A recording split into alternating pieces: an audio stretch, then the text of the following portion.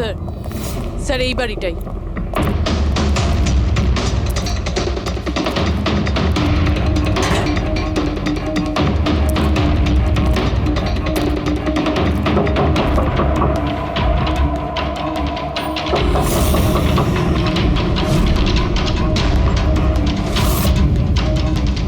দয়া দরজাটা ভেঙে ফেলো।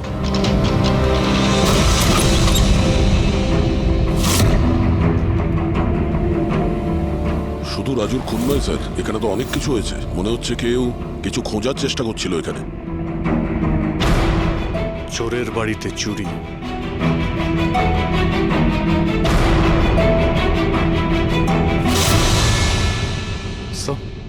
রক্ত।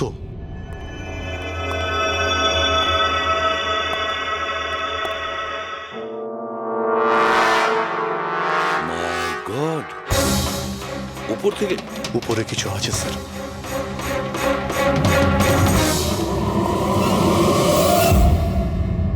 জুতোতে লেগে থাকা রক্তের চিহ্ন বাইরের দিকে গেছে। উপর থেকে নিচে আর নিচ থেকে বাইরে।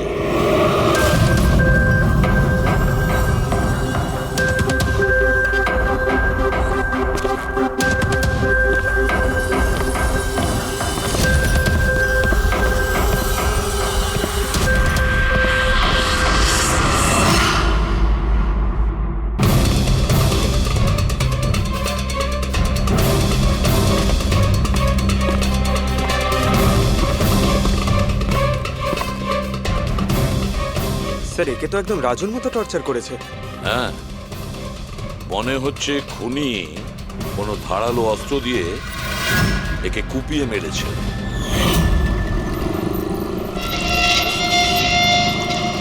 মনে হচ্ছে খুনি পেছন দিক থেকে পালিয়ে গেছে।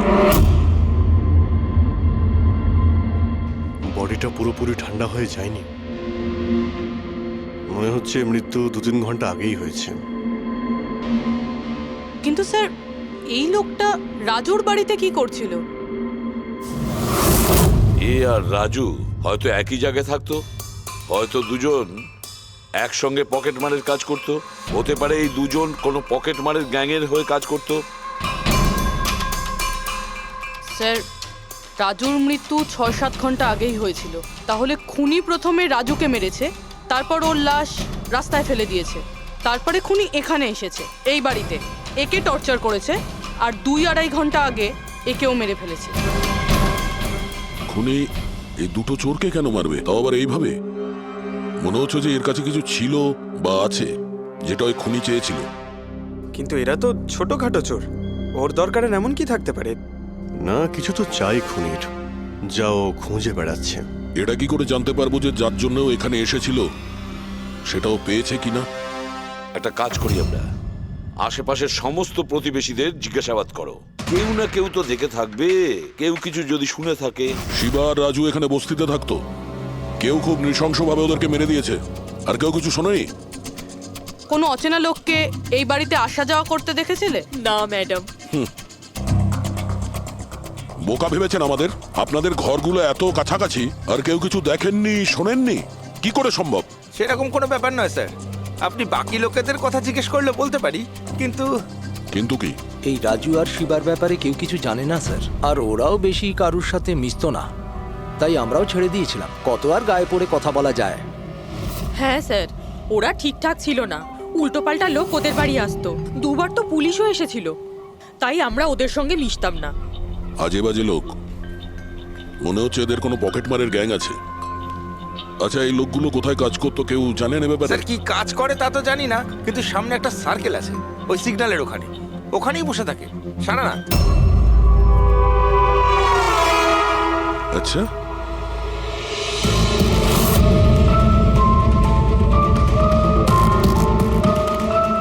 এই এই দাঁড়া, পঙ্কজ, পুরবি।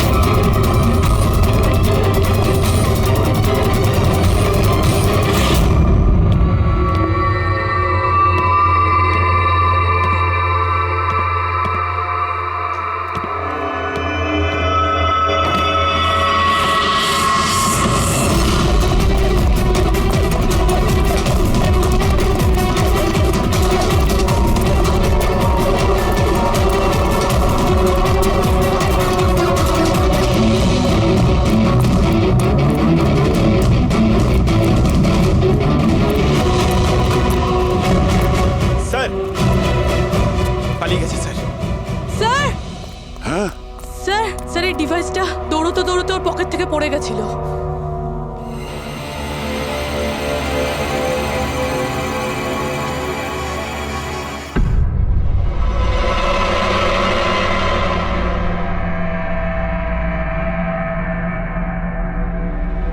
অভিজিৎ, তুমি একদম ঠিক কথা বলছো।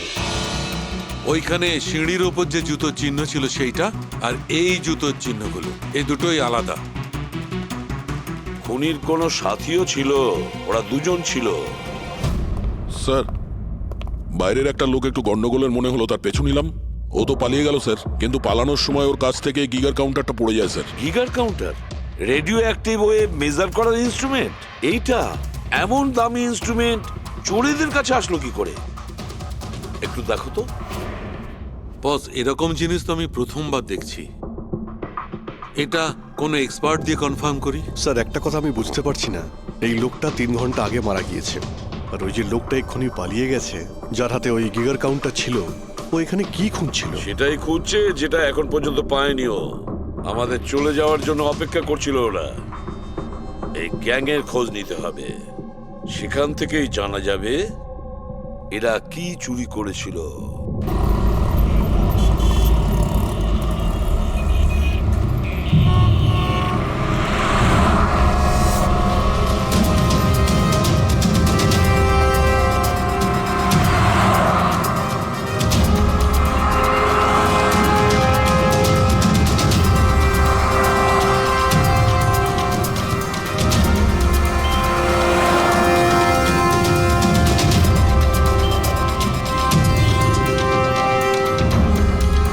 এই, কি করছিলি?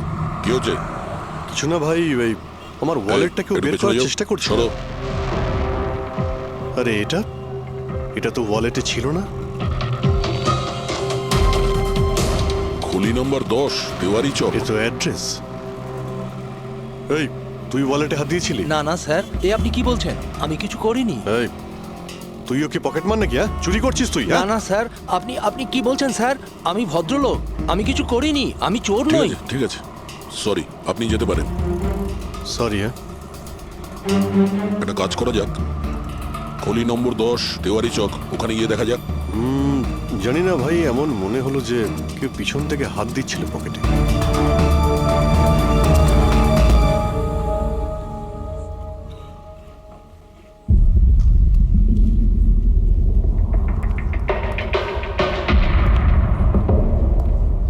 এই হলো দয়া, 10 নম্বর বাড়ি। চলো গিয়ে দেখি।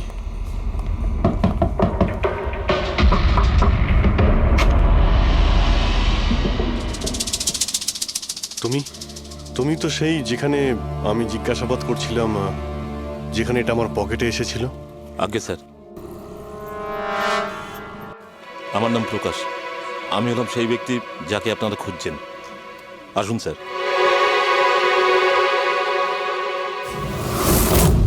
চিঠি দিয়ে এখানে ডেকে আনার মানেটা কি?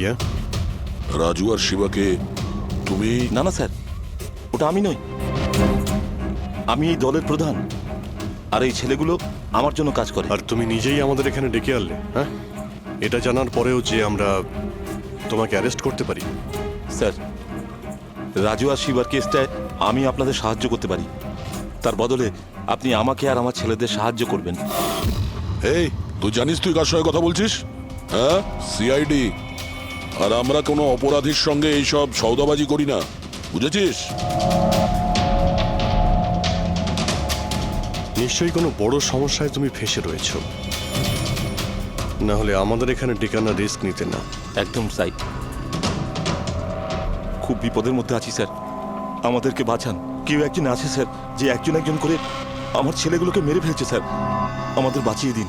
চাইলে আপনারা ওদের জেলে রেখে দিন স্যার, কোনো আপত্তি নেই, কিন্তু স্যার সাহায্য করুন স্যার। আচ্ছা, রাজু আর শিবা ছাড়া আর কেউ মারা গেছে? হ্যাঁ হ্যাঁ স্যার, কালকেও আমার একটা ছেলেকে কেউ মেরে ফেলেছে স্যার।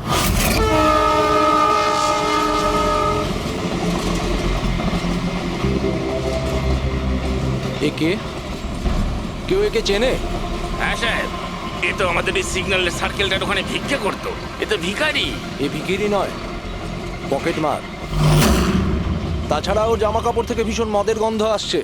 মনে হয় মদ খেয়ে ও কিছু ঝামেলা পাকিয়েছিল। ছোটখাটো পকেট মারছিল, এই জন্য পুলিশও কিছু করেনি।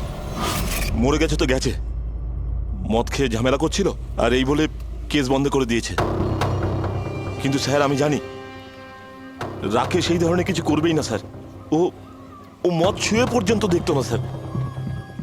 স্যার কেউ ওকে মেরে ফেলেছে আর এমন দেখিয়েছে যেন মদ খেয়ে খুব ঝামেলা করেছে ও। আর তারপরে ওই শিবা আর রাজু। না, তোমরা কিছু তো করেছিলে, যার জন্য এক এক করে তোমাদের কেউ মারছে। জানি না স্যার, আমি একদম বুঝতে পারছি না এসব কিভাবে হচ্ছে স্যার। সেটা আমরা জেনে যাব। তুমি এখন শুধু আমাদের নিজের গ্যাং সম্পর্কে সবকিছু বলো, কিচ্ছু লুকোবে না। আগে স্যার, স্যার আমরা পকেট মারি আর ছোটোখাটো চুরি চামারি করি। এই শহরে যতগুলো ট্রাফিক সিগন্যাল আছে ওখানে আমারই সব ছেলেরা থাকে, তাও প্রায় 150 জন হবে। মানুষ একটু বেখেয়াল হলেই আমরা চুরি করে নিই, আর চুরি করে সব মাল এক জায়গায় হয়, সব আমার কাছে আসে, ওখান থেকে আমি আমার ভাগটা বুঝে নিই আর বাকি যা পড়ে থাকে ছেলেদের মাঝে ভাগ করে দিই স্যার। খারাপ কাজের খারাপ ফল। লোকের কষ্টের টাকা মারছিস, হ্যাঁ? আর এখন নিজে বিপদে পড়েছিস বলে আমাদের ডাকলি। নিশ্চয়ই তোমার ছেলেরা এমন কোনো কাজ করেছে যার মূল্য ওরা নিজের জীবন দিয়ে শোধ করছে। স্যার উপকার করুন স্যার, আপনারা চাইলে স্যার এই নিন, এখানে অনেক টাকা আছে, যত টাকা চাই না এই নিন স্যার। স্যার এই নিন, চাইলে আপনারা সব টাকা নিয়ে যান। এসব করে তোমরা শাস্তির থেকে রেহাই পাবে না, তোমাদেরকে কেউ বাঁচাতে পারবে না। জেল যেতেই হবে তোমাদের, বুঝলে? ঠিক আছে স্যার, জেলে যাব তাতে আপত্তি নেই স্যার, অন্তত বেঁচে তো থাকবো। এই রাজু, শিবা আর রাকেশ, এরা তিনজন তোমায় কখনো বলেছিল তাদের শত্রুদের ব্যাপারে, বা এমন কোনো কথা যা এদের তিনজনের মধ্যে কমন ছিল? না স্যার, এরকম কিছুই বলেনি ওরা। তোমার এই তিনজন এরা কোন এরিয়ায় পকেটমারি করতো? বাইরে সার্কেলের ওখানে, ওই যে সিগন্যাল আছে না ওইখানে। এরা তিনজন ওই সার্কেলের সিগন্যালের মধ্যে কি, মানে এই সিগন্যালে কি পকেটমারি করতো? আগে স্যার। তার মানে খুনি ওই সমস্ত পকেটমারদেরই খুন করছে যারা ওই সার্কেলে পকেটমারি করতো। কিন্তু স্যার ওই সিগন্যালের কাছে আরো 10টা ছেলে কাজ করে। খুনি ওদের কাছে পৌঁছানোর আগেই আমাদের ওই ছেলেদের কাছে পৌঁছতে হবে।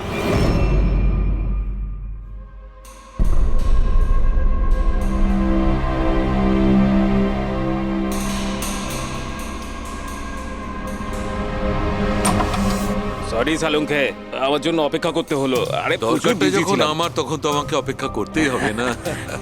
না না, এরকম কথা বলো না। থ্যাঙ্কস এ লট তোমার এই মূল্যবান সময় দেওয়ার জন্য। থ্যাঙ্কস বলো না, নিজের পুরনো বন্ধুর জন্য একটু সময় তো বের করতেই পারি আমি। So nice of you. আচ্ছা বলো, কি মনে করে আজকে? আসলে তোমাকে এইটা দেখাতে চাই। সালুঙ্কে, এটা তো গিগার কাউন্টার। আই নো ভাই, এটা গিগার কাউন্টার, কিন্তু এত ছোট্ট গিগার কাউন্টার। হ্যাঁ সালুঙ্কে, এটা যথেষ্ট ছোট আর যথেষ্ট শক্তিশালীও বটে। এটা খুব ছোট রেডিয়েশনেরও খোঁজ দিতে পারবে। কিন্তু এটা তুমি পেলে কোথায়?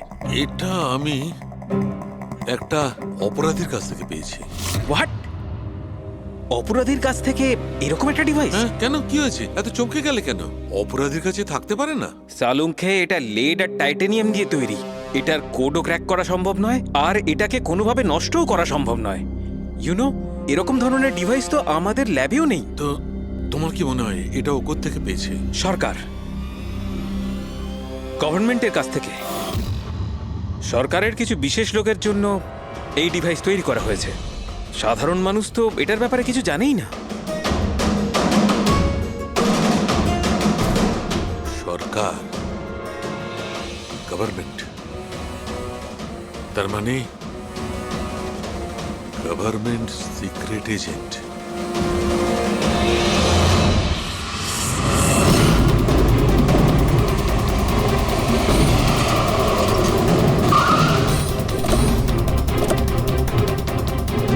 প্রকাশের গ্যাংয়ের যতগুলো মেম্বারদের আমরা পেয়েছি তারা প্রত্যেকেই ঠিক আছে, না কারো উপরে আক্রমণ হয়েছে আর না কেউ মারা গিয়েছে। দেখা যাক এই ঠিকানায় আমরা কি জানতে পারি। তোমার কি মনে হয় খুনি কেন শান্ত হয়ে গেছে? হতে পারে ও যা চেয়েছিল সেটাও পেয়ে গেছে। আবার এটাও হতে পারে যে ও নিজের স্ট্র্যাটেজি বদলে দিয়েছে।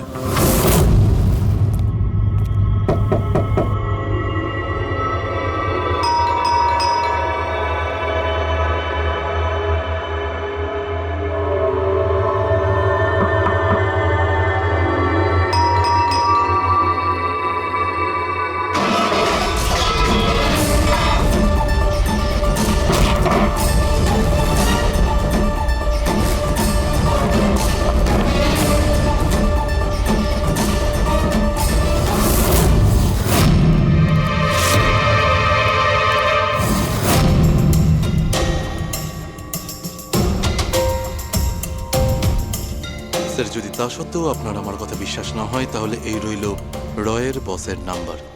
আপনি এনার সঙ্গে কথা বলে আমার সম্পর্কে যা ইনফরমেশন চান নিতে পারেন। প্যাট্রিক,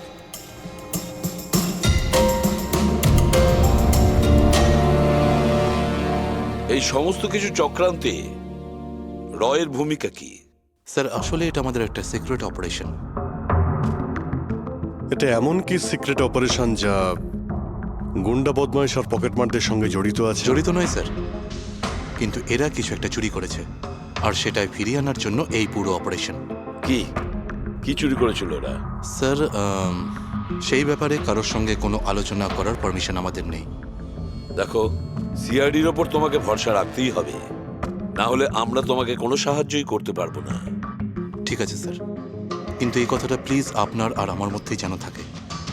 স্যার, আসলে সরকারের একটা গোপনীয় নিউক্লিয়ার ইউনিট আছে যার মধ্যে সায়েন্টিস্টরা একটা টপ সিক্রেট প্রজেক্টে কাজ করছে। এই প্রজেক্টের ব্যাপারে বেশি লোকজন জানে না, কিন্তু সেখানকারই একজন এমপ্লয়ি কম্পিউটারের ডেটা হ্যাক করে সব ইনফরমেশন চুরি করে নিয়েছে। স্যার, ওকে আমরা ধরতে চাইছিলাম, কিন্তু তার আগেই ও সমস্ত ইনফরমেশন নিয়ে পালিয়ে গেছে। ইন্টেলিজেন্স রিপোর্ট অনুযায়ী সেই সমস্ত ইনফরমেশন একটা পেন ড্রাইভে কপি করা হয়েছে। ওই পেন ড্রাইভের মধ্যে নিউক্লিয়ার প্ল্যান্টের সমস্ত ইনফরমেশন রয়েছে। ওই পেন ড্রাইভের দাম এখন কোটি টাকার। যদি ভুল করেও ওই পেন ড্রাইভ কোনো ভুল লোকের হাতে চলে যায় তাহলে দেশের মারাত্মক ক্ষতি হয়ে যাবে। আমার মিশন ওই পেন ড্রাইভটা ফিরিয়ে আনার। তদন্ত কত দূর এগিয়েছে? স্যার, এখনো পর্যন্ত যে ওই পেন ড্রাইভ আর ইনফরমেশন চুরি করেছে তাকে আমরা ধরে ফেলেছি। ওর নাম হলো মেহুল, কিন্তু ও ওই পেন ড্রাইভটা একটা ব্যাগের মধ্যে রেখেছিল আর ওই ব্যাগটা এখন চুরি হয়ে গেছে। ও, আর যে চুরি করেছিল সে পকেটমার গ্যাংয়েরই কোনো মেম্বার? হ্যাঁ স্যার, কিন্তু মেহুল এই ইনফরমেশন আমাদের দেওয়ার আগে ওর বসের সাথে এই ইনফরমেশন শেয়ার করেছিল। আর এখন মেহুলের বস পকেটমারদের প্রাণে মেরে দিচ্ছে। ইয়েস স্যার, এখন রয়ের টিম আর মেহুলের বসের টিম ওই পেন ড্রাইভটা খোঁজার চেষ্টা করছে। আর বলির পাঠা হচ্ছে পকেটমার। Yes sir. স্যার, হ্যাঁ, র চিফ মিস্টার বিজেন্দ্রর সাথে কথা হলো। বিক্রম একজন রয়ের এজেন্ট। উনি রিকোয়েস্ট করেছেন যে এই মিশনটায় আমরা ওকে সাহায্য করি। আচ্ছা।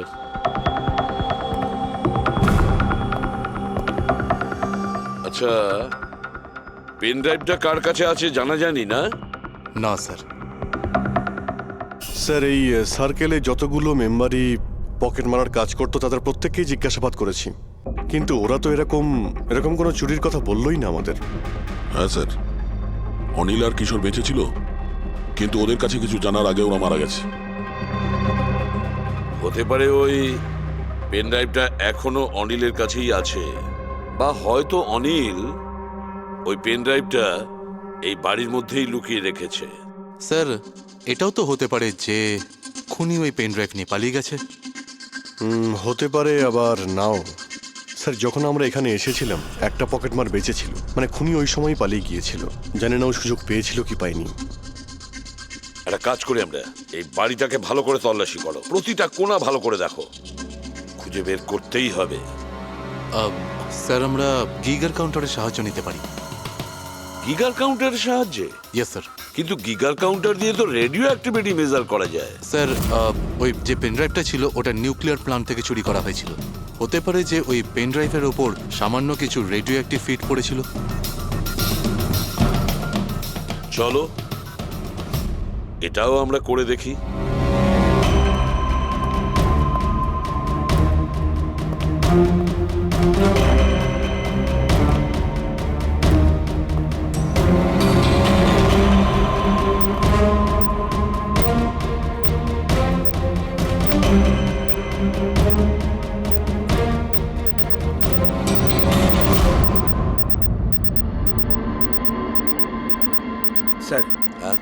এই ব্যাগটার থেকে আওয়াজ আসছে। দেখো ব্যাগটার ভেতরে, তাড়াতাড়ি।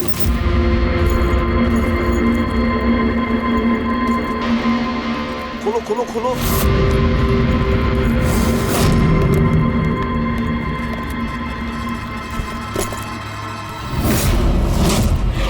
না স্যার, এটা কিভাবে সম্ভব? গিগার কাউন্টার তো বলছে ব্যাগটার ভেতরেই আছে। না, কিছু না কিছু গোলমাল নিশ্চয়ই আছে। স্যার যদি একবার পেন ড্রাইভটা ওদের হাতে চলে যায় তাহলে সেটা ফিরে পাওয়া খুব মুশকিল হয়ে যাবে। না, এই পেন ড্রাইভটা ওদের হাতে পৌঁছাবে না। এই বাড়িটাকে ভালো করে আবার চেক করো গিগার কাউন্টার দিয়ে। চলো।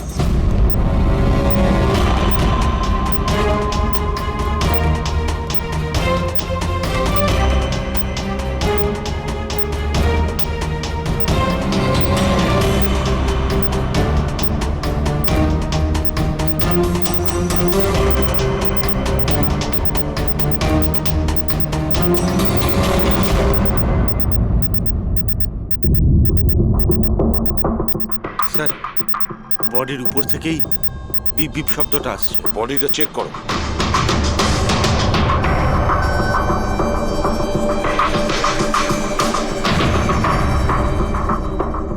স্যার, জামার ভেতরে তো কোনো পেন ড্রাইভ নেই। যদি পেন ড্রাইভটা জামা কাপড়ে না থেকে থাকে তাহলে কি pen ড্রাইভটা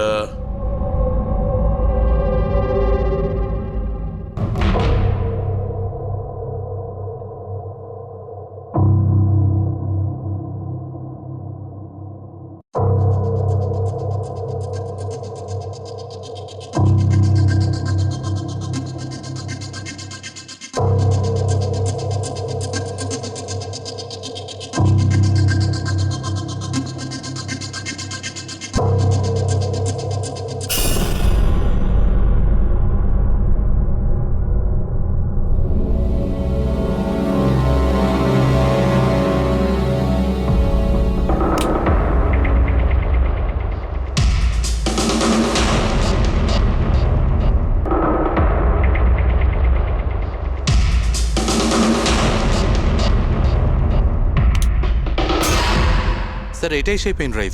thank you so very much আমার মিশন কমপ্লিট করার জন্য। But I am really sorry, এটা আমি আপনাদের দেখাতে পারবো না। I hope you understand. কোনো ব্যাপার না। আমি একবার আমার বসকেও ইনফর্ম করে দিই। হ্যাঁ। হ্যালো, হ্যাঁ স্যার পেন ড্রাইভ পেয়ে গেছি। ইয়েস স্যার, এক্ষুনি। Alright sir, okay. স্যার আমাকে এই পেন ড্রাইভ আর গিগার কাউন্টার এক্সচেঞ্জে জমা দিতে হবে। আমি আসি এখন। Yeah, thank you so much sir once again. Good luck. Thank you. Okay.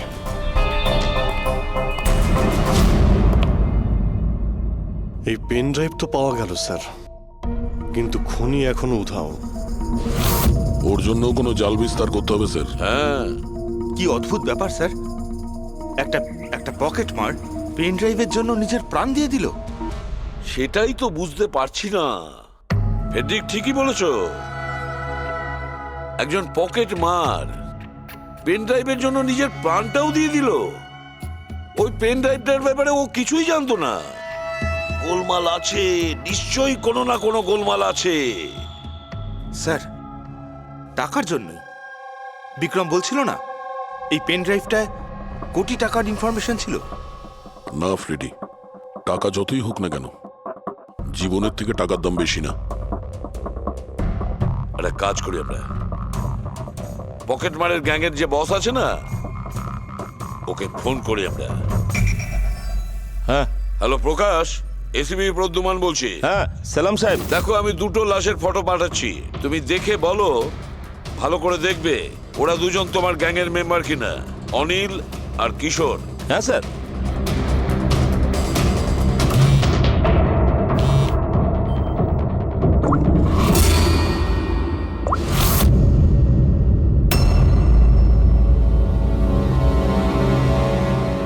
Sir, এই প্রথম ফটোটা যেটা পাঠিয়েছেন সেটা অনিলের। আর দ্বিতীয়টা? এই দ্বিতীয়টা ঠিক বুঝতে পারছি না স্যার। আচ্ছা ঠিক আছে, থ্যাংক ইউ। দ্বিতীয় জন কিশোর নয়, তাহলে ও কে? যে পেন ড্রাইভ গিলেছিল আর নিজের প্রাণটা দিয়ে দিল।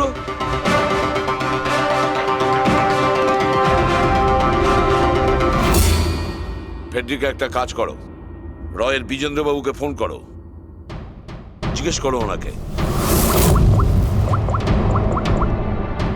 হ্যালো মিস্টার বিজেন্দ্র, আমি সিআইডি থেকে ফোন করছি, ফ্রেডি। একটু আগেই আপনাকে বিক্রম ফোন করেছিল না? কি না? Thank you sir.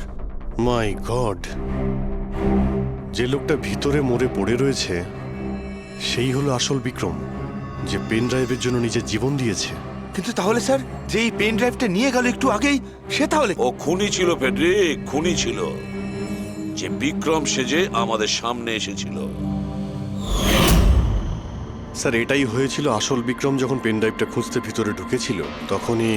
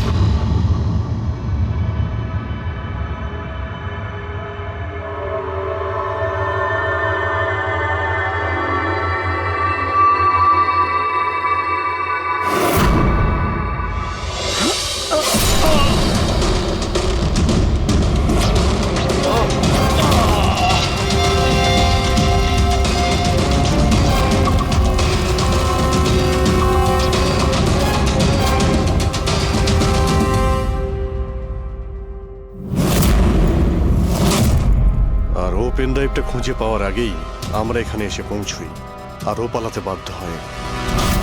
ও জেনে বুঝে আমাদের কাছে ধরা দিয়েছিল, যাতে আমাদের সাহায্যে খুব সহজেই ও পেন ড্রাইভটা নিয়ে নিতে পারে। খুব বড় ভুল হয়ে গেছে স্যার, আমাদের বোকা বানিয়ে পেন ড্রাইভ নিয়েও পালিয়ে গেছে। জানেন এবার ওরা কি তাণ্ডব করবে, ওদের থামাতেই হবে। একটা কাজ করো তোমরা, এই বাইরের রোডে যতগুলো সিসিটিভি ক্যামেরা আছে না, ওর থেকে ওর ছবিগুলো বের করো আর সব জায়গায় পাঠিয়ে দাও।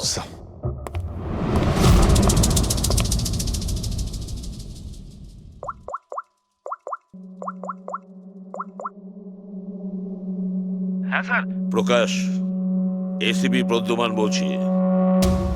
নিজের অপরাধের প্রায়শ্চিত্ত করতে চাও? তাহলে একটা কাজ করো, অলিতে গলিতে রাস্তায় রাস্তায় তোমার যতজন লোক আছে ওদের সবাইকে বলে দাও একটা ছেলের ফটো পাঠাচ্ছি, সে যেন শহর ছেড়ে পালাতে না পারে।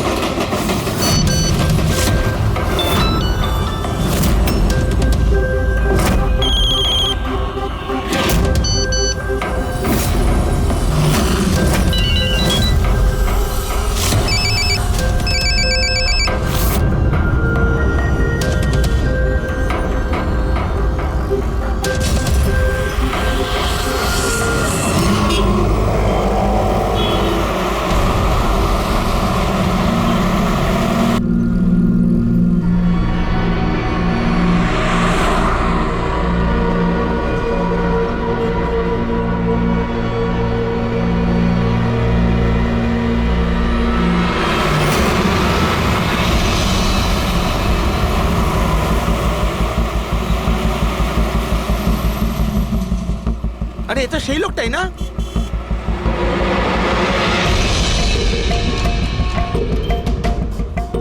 হ্যাঁ, এটা সেই সেই লোকটা। লোকটাই। চল।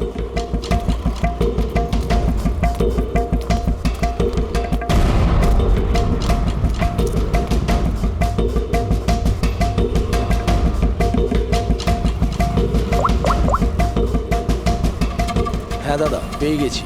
এখানে দাঁড় করাতে পারিনি, কিন্তু আগের সিগন্যালে দাঁড়াবে, ওর সাইলেন্সারে কাপড় দিয়ে দিয়েছি।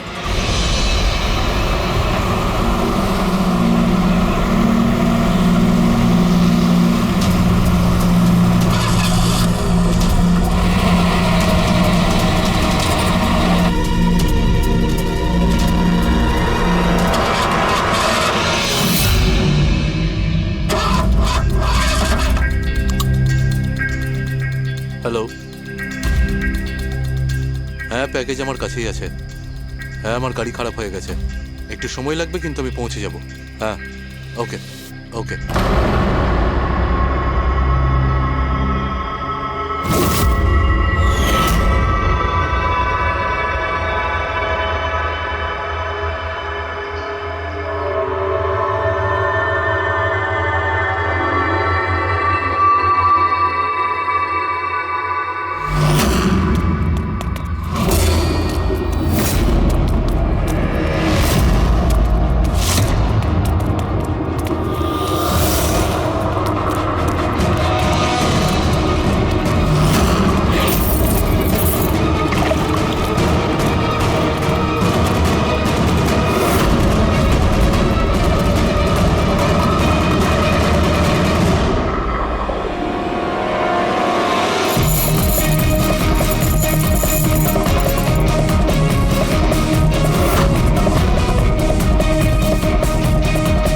কেউ এগিয়ে আসবে না, কেউ কেউ এগিয়ে আসবে না, আমি বলে দিচ্ছি।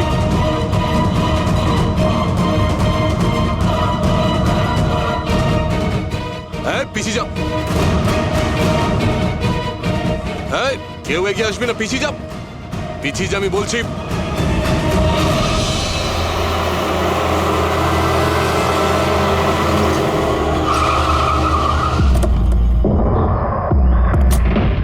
সরো, সরে যাও সবাই। দেখি সরে যাও সবাই, সরে যাও। পিছিয়ে যাও, সবাই পিছিয়ে যাও।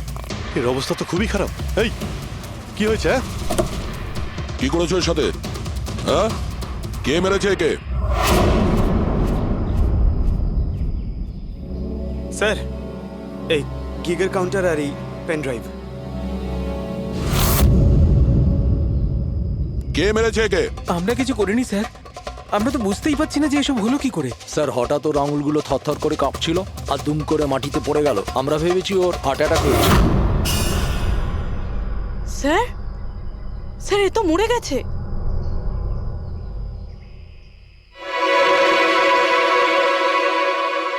দয়া, এই দেখো সেই আংটিটা। এই ছুঁচের মধ্যে বিষ ছিল আর এইটা এই আংটির মধ্যে। আর বস, যদি এই আংটিটা এভাবে ঘোরানো হয় এই পিনটা বাইরে বেরিয়ে আসে। আমাদের অর্গান গ্যাংয়ের চোখ সিআইডি বন্ধ করে দিল। এটা তো ওই অর্গানাইজেশনের লোক মনে হচ্ছে। এটা কারা হতে পারে আর কি চায়? আর জানি না এখানে কি কি হতে চলেছে।